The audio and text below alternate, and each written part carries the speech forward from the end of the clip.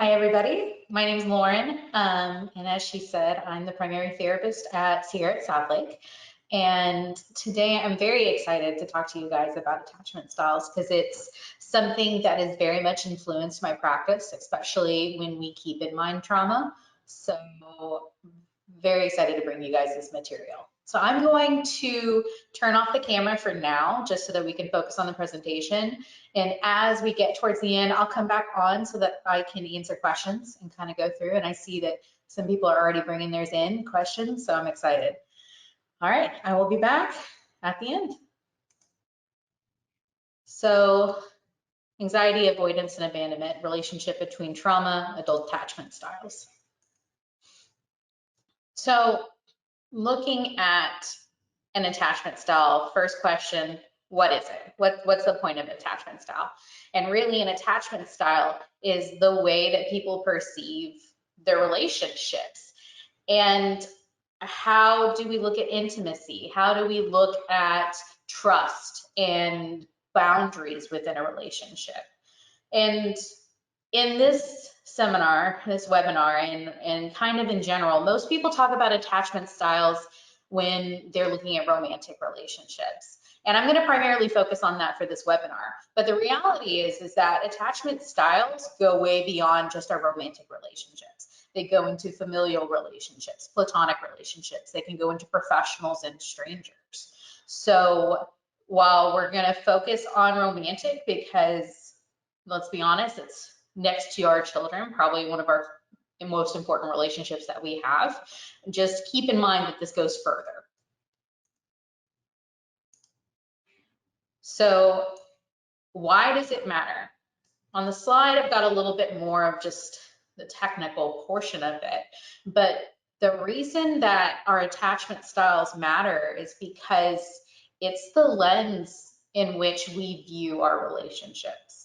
And it comes from modeling in our childhood, the way that we watched the adults and the people that were important to us act and take care of us. And I'm going to get into that a little bit later, but especially in the realm of our romantic relationship, the way we view the world and the way we view how a relationship is supposed to work, the way we view the interactions, the behaviors, the words that our partner uses really impacts us on an intellectual, an emotional, a physical level. And studies have shown that once we partner with a person that we have chosen as our life mate, that a bond gets formed that turns physiological, so that the interactions that we have with that person, it really affects our pulse rates, our blood pressure, breathing, hormones. If you think about it, you feel your partner starting to pull away from you. That makes your heart beat a little bit harder. You have comfort in them being near, and that makes us feel relieved and soothed. So really, it ends up being an advantage for us to be that connected with our partner. In the University of Virginia, they actually did a study where women they didn't receive, but they were anticipating a very mild electric shock. And they studied their stress levels and the indicators of stress, such as pulse rate and breathing, and looked into how much stress was that woman feeling if she was sitting next to her and holding the hand of her partner, or was she holding the hand of a stranger. And women that were holding the hands of her partner reported less stress when anticipating about to be shocked, right? And then they looked at marital satisfaction. And the women that were the most satisfied in their relationship and reported that actually had the least amount of stress levels. So just having their partner next to them, holding their hand, knowing that they're happy and satisfied in that relationship, they were able to go through that extreme stress much easier than someone that didn't have that support sitting next to them. So that leads to thinking about dependency on your partner, right? And I think it's important to acknowledge a lot of the myths that people say about dependency, and that we hear a lot, that you need to be independent. Getting too wrapped up into your partner is unhealthy. That having a strong dependency on another person makes you deficient as a person.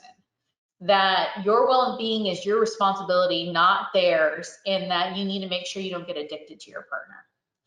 Now, there are unhealthy levels of obsession.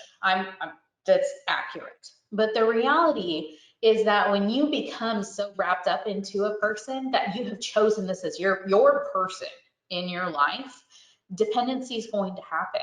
That's unavoidable. And so when we look at attachment styles, the goal is, how do we move towards a healthy dependency on another person? And so the reality of dependency is that we're programmed for it. Over time, with evolution, it was more advantageous to have that sort of deep-knitted connection with another person. It helped keep us safe. It helped make sure that we were fed, helped make sure that we had healthy children that we could raise. It was really important. So we have that base programming for it.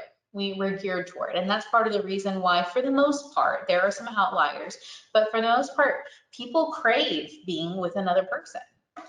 And part of it is that when we are with someone that we can count on, that we feel comforted and secure in their presence, that person creates a secure base for us. And that's a word, secure base, well, technically 2 words, but that's something that's going to pop up a lot, because that's honestly one of the biggest themes of attachment styles, is who is your secure base based off of your age, and who was important to you during your time. So if we have a healthy relationship and our attachment style is secure, and think safe and secure when you think of that, then that means that the person that is most important to us in our life, we feel comfortable, confident, safe with that person. And when we are safe with that person, it really encourages us to be independent and to grow, which kind of seems like, you're super dependent on a person and that makes you more independent, but you have the confidence to then be independent. So where does an attachment style come from? Attachment styles, they grow throughout our lives, starting out with our parents during infancy. And they change over time. Each relationship that we have and each exposure to important individuals in our lives, this could even be authority figures, can change our attachment styles. And there's some research that shows that based on neurotransmitters in our brain, University of Kansas did a research study that showed that some individuals may be more predisposed to have one attachment style or another based off of the neurotransmitter receptors that they have. So it's really something that is part nature and it is part nurture. Are we more likely to be an anxious individual? Are we more likely to be fearful, or are we more likely to just be naturally secure in ourselves and our relationships? Paired with, how did the individuals in our lives that were important to us impact our belief on how relationships work? So going back to research, because I think that making sure that we are evidence-based and informed is really important when we're talking about something as big as relationships. This initial studies went back to John Bowlby and childhood attachment, and he was one of the first individuals that really started looking at and named a secure base. And it looks at infancy to young toddler age is really the prime ages for his focus.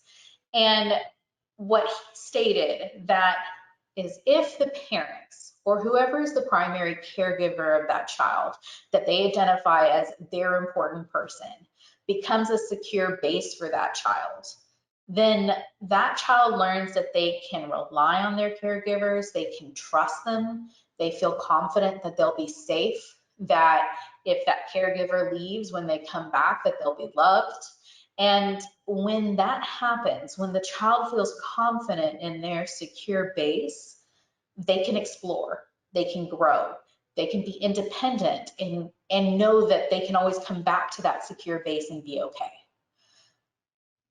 On the other side, say you have parents that weren't able to be a secure base to their children. And this doesn't necessarily mean trauma. Trauma is part of it. but sometimes parents do their absolute best, and maybe science wisdom at the time said that you need to let your child self-soothe. You need to make sure that you don't coddle that child too much or they won't be independent. There was a lot of research in the last 50 years, even longer, that really went opposite of this theory. And so that's why attachment styles in general were so important, revolutionary, because it kind of was like, nah, kids need that comfort. They need that security. They need to know that their needs are being met. So whenever their needs aren't being met or aren't being met consistently, that looks like a parent that to the child seems unreliable. The child is not able to accurately predict their moods or predict when their needs will be met or not. And those interactions are inconsistently positive. And if you look at something as simple as self-soothing, right? So if a child, an infant's only ability to say that a need is present is by crying, right? That's the only method they have for letting you know if they need to eat, if they have to have a diaper changed, if they're sad, if they're scared. And we say that we are going to teach them to self-soothe at an appropriately developmental age, then that's more okay a little bit later, but I'm talking about a young infant. If they are constantly to the point that they're crying because they're afraid or they're hungry, and those cries don't get responded to, that child is taught that in a way that their needs won't get met. And even at that young age, because of how quickly the brain is forming and they are learning, they are sponges at that age, that becomes a very base core belief, is that if I have a need, it won't be met. And I cannot trust my providers to always meet my needs. And what that ends up developing is the insecure child. We are hyper vigilant about threats to our social environment, which means if we don't know whether or not our needs are going to be met, if we don't know whether or not we can trust or whether or not we are loved, then we are going to grow up constantly searching our social environment for proof of am I loved or not.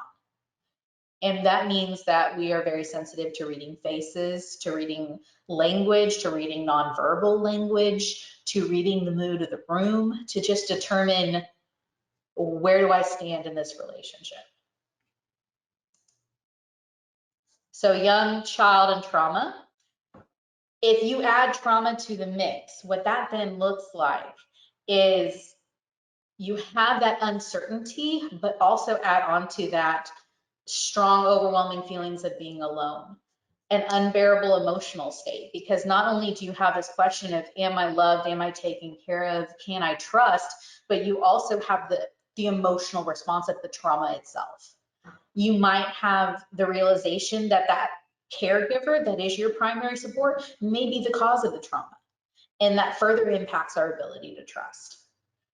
Impairment of that child's ability to achieve secure attachment is very likely in this situation, because we already had a situation that maybe it's touch and go on can I trust, and now add this emotional roller coaster on top of it. And what happens is it leads to the belief, a very core belief, that all relationships are dominated by mistrust. My most important relationship was, so all of them will be. Further, after John Bowlby, Mary Ainsworth then came in with a study where she did that's called the Strange Situation Study, where, and we're going to go over the 3 attachment styles, but I'm going to be honest, guys, there's more than 3. Just for simplicity's sake, breaking it down into the 3 big ones is kind of the easiest. And then as you get more information, then you can kind of get a little bit deeper from there. But secure is kind of that ultimate goal. We all want to move towards secure. We are able to move amongst all 3 groups. So trying to grow towards secure is important. But in the strange situation test, Mary Ainsworth studied mothers and their children in a research environment where the moms brought their kid into a room full of toys that had a staff member present and allowed the kids to go play with the toys. And At some point, mom was talking to the staff member, but then exited the room without alerting the child. What happened is, we'll look at first the secure, healthy attachment style. In those situations, the kids were distressed. They were upset. Their core support, that safe space, had just left. They stopped playing. They were uncomfortable with the staff member in the room. They were just really upset. And then mom came back. And when mom came back, those kids were happy. They were joyful. They rushed over to mom. They wanted to be near her. They calmed down really quickly. And then they were able to return back to playing in their environment. And what that shows is that they returned to their secure base. They sought out that secure base of mom. And when they were confident that mom was here, it's all good, they went back to playing. They went back to exploration. They went back to their personal and intellectual growth. So that's a secure child. That's where our children, we would like them to be. Anxious is the second attachment style that we're going to look at. And what happens with anxious children is the same scenario. They were playing, they were happy, mom was near, and then mom left the room.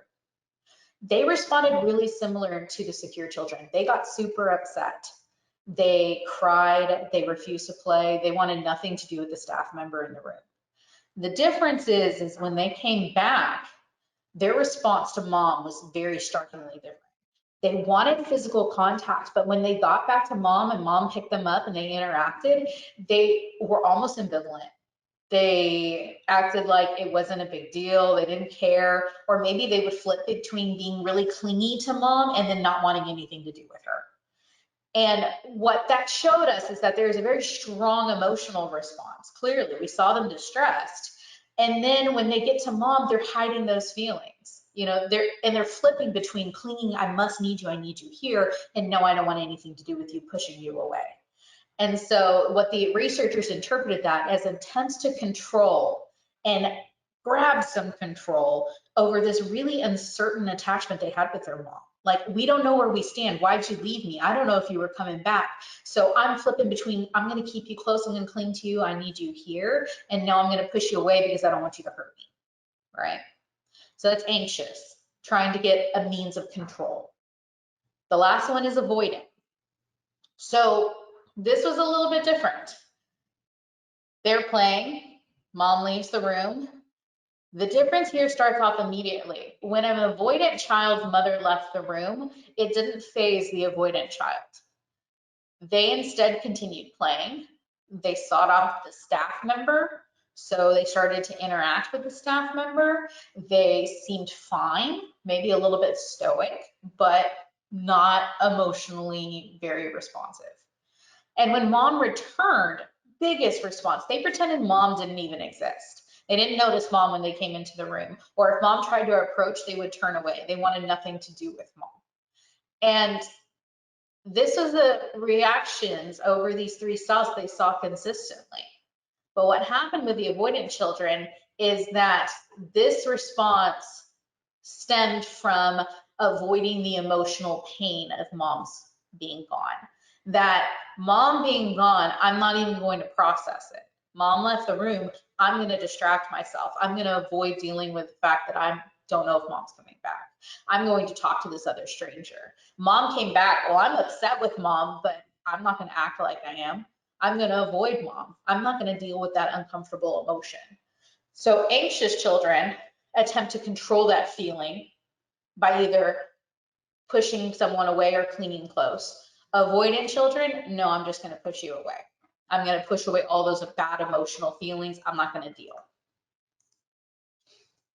So looking at those three styles, anxious, avoidant, and secure. Secure is the one we all want to move towards. That's kind of more of the healthy ideal because that means balance.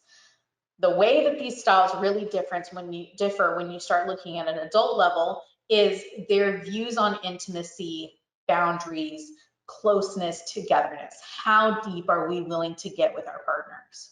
How they deal with control, how they deal with conflict and communication, their attitudes towards sex and why we have sex, their ability to communicate their needs, their wants, their hopes, dreams, desires, and boundaries, and what they expect from their partner. what they want their partner to do, and how they think that a relationship is going to work. Those are the big facets that differ from one attachment style to the next. So kind of just going over briefly, and we're going to go a little bit deeper here in the next slide or two. Secure attachment styles, we feel comfortable with intimacy, and we're usually warm, loving, happy individuals. Anxious attachment, we crave that intimacy. We crave deep connection. That's not just like physical intimacy, that's emotional intimacy. And we are often preoccupied with that relationship because of it. We're constantly thinking about it. It's churning in our heads. We're worried about it. It really takes the forefront of our mind. And we tend to worry about our partner's ability to love them back especially at the same rate that we love them. Do they love me as much as I love them? Are they going to leave? Do they care?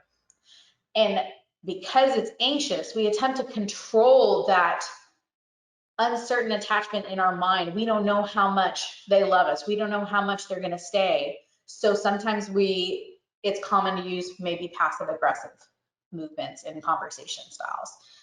Maybe we cling to them a little bit and we text them too much, we call too much, we feel like we're too close, and then we flip to maybe we're going to give them some distance because we're worried that maybe we scared them off. But usually it's an attempt to control that situation.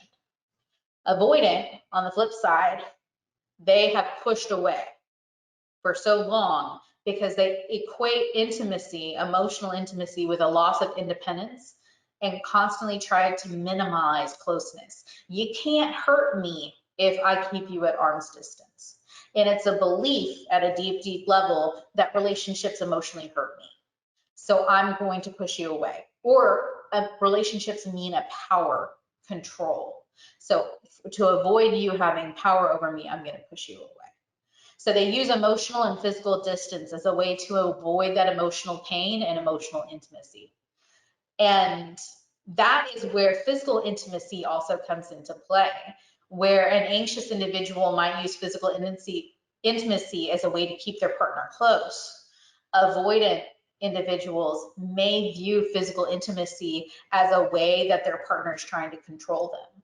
So rather than just a deep, carefree, loving connection that is between two adults, it ends up looking at, is this a power play? Or is this a way I can keep my partner close to me? So if we have a secure attachment style, this is the goal we want to work towards. What that looks like is being warm and loving. That comes naturally. It's not that you're faking it till you're making it. You just feel that warmth and that love, because at the base, we're not really that worried about our relationship. It's important to us, and we are investing time and effort into it, but we're not concerned that it's going to control us, and we're not concerned that it's going to leave us. So we don't become easily upset about our relationship matters. We're able to tell our partners our needs, our wants, our desires, and our boundaries because we're not worried it's going to scare them away. And we're able to really and effectively read our partner's emotional cues, because we're like, when you don't have the anxiety or the fear of getting close bogging you down a bit, then you can openly read your partner in a way that takes away the fear. And so it's just true response.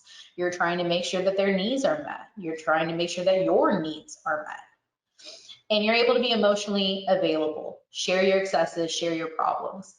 Because if we are worried that our successes or our problems will either drive someone away or give them too much information over us, that they might use that against us, we're not able to just freely share.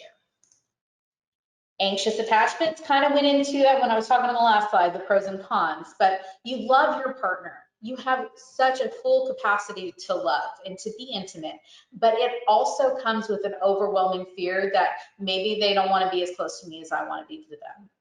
And because of that, it takes up so much of your mental space and your emotional space that it takes up a large part of your emotional energy. You probably don't have as much time for friends or other activities, or not as much as you'd like, because your relationship takes up such a big part of your brain.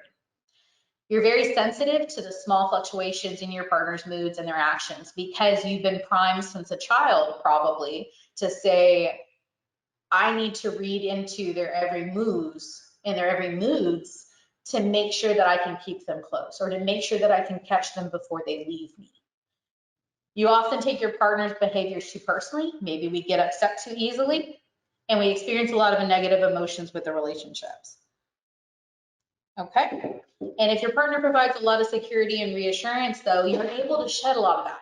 Because when we are moving towards a healthy dependent relationship, then if that partner answers those needs that we have, those fears, those insecurities, then it makes us shed a lot of that fear that we have, because our needs are being met. The need is, I want to know whether or not I'm wanted. If the partner is able to tell you that, then you are.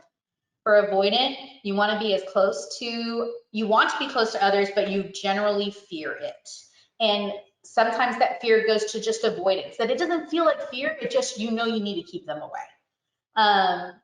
You being self-sufficient and independent is incredibly important, and you would not sacrifice the closeness of the relationship for that.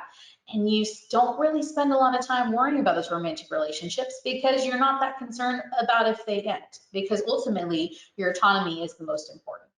So you, rather than worried about are they going to leave, you're worried about are they going to control me.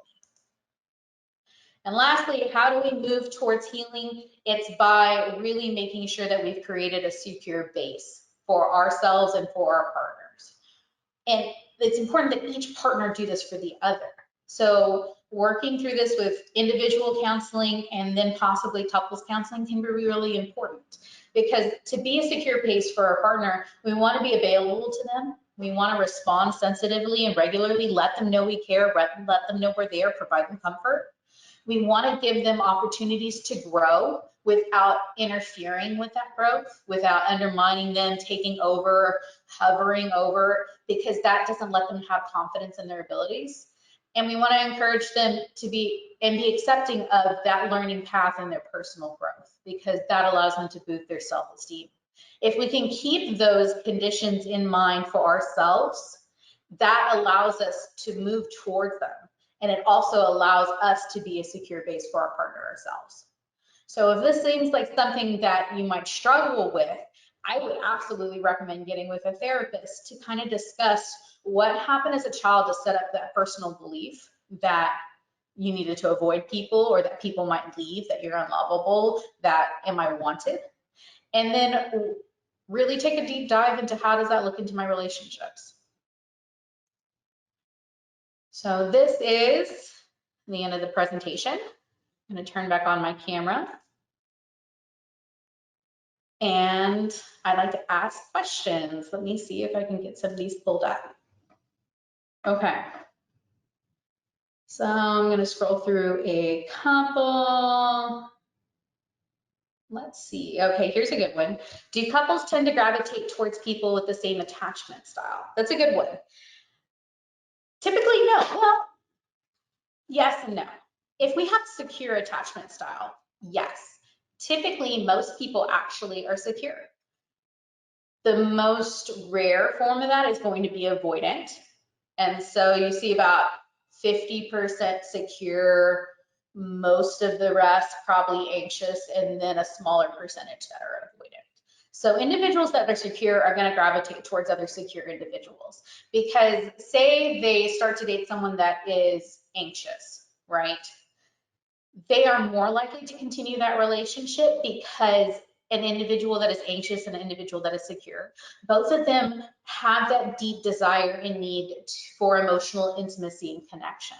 So because on a base level, those needs are both wanted and being met, they'll likely connect. And if that person is secure, then they actually can have a lot of really positive impact on the anxious individual, because they'll naturally just reinforce the positive attributes and comfort and soothe, because they're very comfortable in themselves. They're comfortable in their attachment styles. So it will come naturally to meet the needs of their partner. Now, if you have a secure individual that is dating an avoidant individual, likely that relationship's not going to last very long, because as a secure individual, they'll know that their needs are not being met because an avoidant individual is unlikely to want that deep emotional connection. And the secure individual is comfortable enough with their boundaries and needs that they'd be willing to end the relationship rather than pursuing that long term. Two avoidants rarely get together because just frankly, the relationships just don't stay very deep. And so they don't go very far. But what's difficult is when you have an avoidant and an anxious individual that get together, because they get in this kind of feedback loop with each other that ends up with a very dysfunctional relationship where the anxious individual is wanting confirmation that I'm loved, I'm needed. So they pursue that avoidant person. And the avoidant person is like, I feel like I'm being pursued. I feel like I'm being controlled. I'm going to push back, which causes the anxious person to want more. And it's just this cycle of wanting and pushing, wanting and pushing. Okay. Last question. Let's see.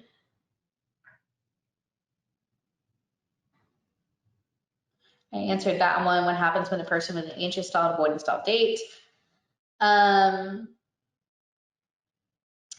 think my attachment style is mostly secure, but I also notice some anxious traits. How can I figure out which style I really am? I think that's an excellent question. And that one kind of leads into what I know that they are going to be doing next, which is sending out a thank you letter.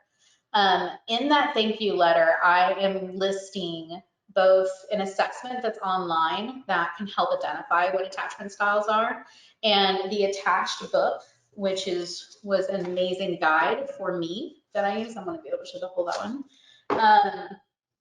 That really go into depth and taking a deeper dive with this. The attached book does a really good job at making it approachable and making just kind of everyday knowledge without getting too technical. So it's a good introductory into the subject. But you can definitely be both anxious and secure. You could be 60% secure, but still have 40% anxious tendencies, or maybe mostly secure and still be avoidant in some areas. So there's a large chance that most people have got a little bit of both traits. And it could be that in romantic relationships, you're very secure, but maybe with strangers or maybe with friends that are outside your familial relationship, you're very avoidant, you're very fearful of those individuals. So looking at how does your attachments play out with people at a whole can be really important. But I definitely recommend checking out those resources. The attachment style one is really was a good eye opener for me whenever I took it. You do have to make a username and a password, but otherwise it can you can take it multiple times over time to see how your attachment styles change throughout your therapy process. So I think that one's really good. All right, guys, I appreciate your time. Thank you for joining me. This will be the end of the presentation, and thank you so much for your great questions. I wish I could have gotten some more, but I hope you appreciated it and enjoyed. Thank you.